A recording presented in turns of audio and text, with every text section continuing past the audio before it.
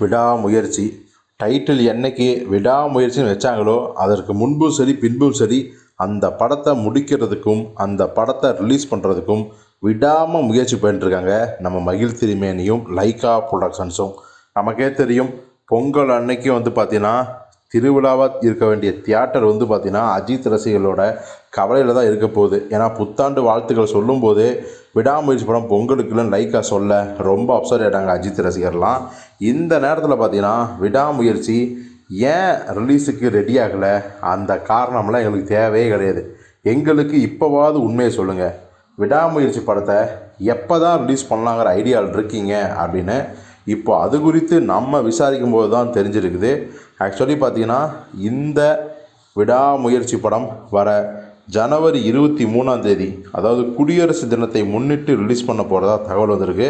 குடியரசு தினம் ஜனவரி 26 ஆனாலும் அது வீக் டே வரதுனால வீக்கெண்டில் ரிலீஸ் பண்ண தான் ஒரு வியாழன் வெள்ளி அப்படிங்கிறத கரெக்டாக இருக்குன்ட்டு ஜனவரி 23 ரிலீஸ் பண்ணலாம் அப்படிங்கிற ஐடியாவில் இருக்காங்களாம். அப்படி சப்போஸ் அதுலேயும் ஏதாவது குழப்பம் வந்துச்சுன்னா ஒட்டுமொத்தமாக இந்த படத்தை பிப்ரவரி மாதம் தள்ளி போட்டலாம் அப்படிங்கிற முடிவு வந்துருக்கலாம்.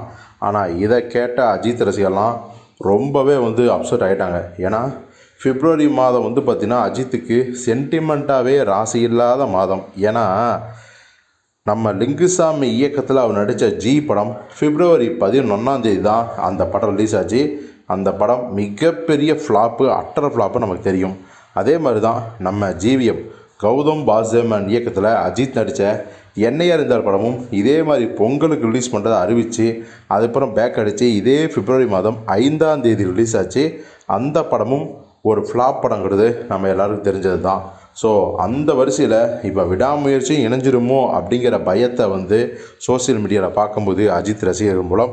ஸோ ஆனாலும் கூட ஆல் இஸ் வெல், எல்லாம் நன்மைக்கே அப்படின்னு நம்ம உறுதியாக நம்புவோம். ஒரு படம் நல்லா இருந்தால் போதும், அது ரிலீஸ் தேதி பிப்ரவரியா மார்ச்சா அதெல்லாம் ஒரு பிரச்சனையே இல்லை அப்படிங்கிறது தான் நம்மளுடைய கருத்து.